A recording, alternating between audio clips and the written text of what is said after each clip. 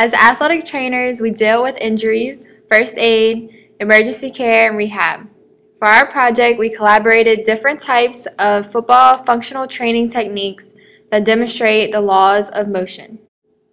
Newton's first law states that a body at rest remains at rest, and a body in motion stays in motion until acted upon by an outside force, also known as inertia. Inertia is the tendency of a body to continue in its initial state of motion. This video, the football player starts in a stable position. He will remain in this position until acted upon by an outside force. In this situation, the outside force is his right leg that is applying a force against the ground.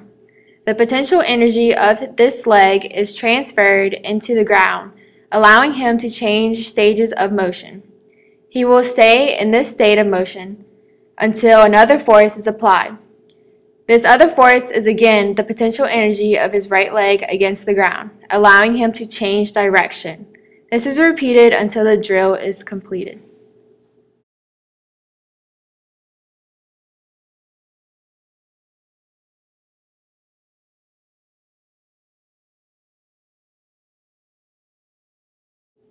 Newton's second law states that the acceleration of an object is dependent upon two variables: the net force acting upon the object and the mass of the object.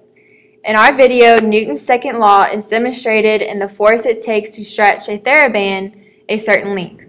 Acceleration is the rate of which the athlete stretches the band.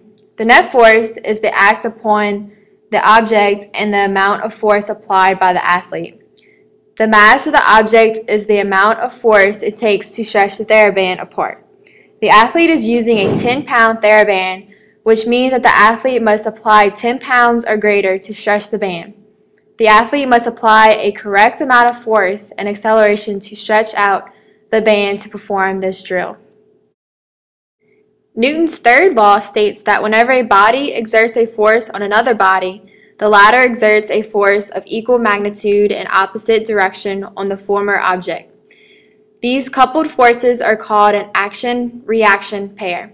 In this video, there is an applied force on both ends of the tire. When one end applies a greater force, it is translated into a reaction on the opposite side of the tire. Kinetic energy is energy that is in motion. Potential energy is when energy is stored. In this video, the athlete is performing jump ropes. This is an example of kinetic to potential energy, then potential to kinetic energy. As the athlete is jumping up, he is using kinetic energy. As the athlete reaches the apex, he has built up the maximum potential energy. When the athlete returns back to the ground, the potential energy is transferred to kinetic energy. The center of gravity is the average location of the weight of an object. In this video, his center of gravity remains constant and is the point of which he has to get over the bar.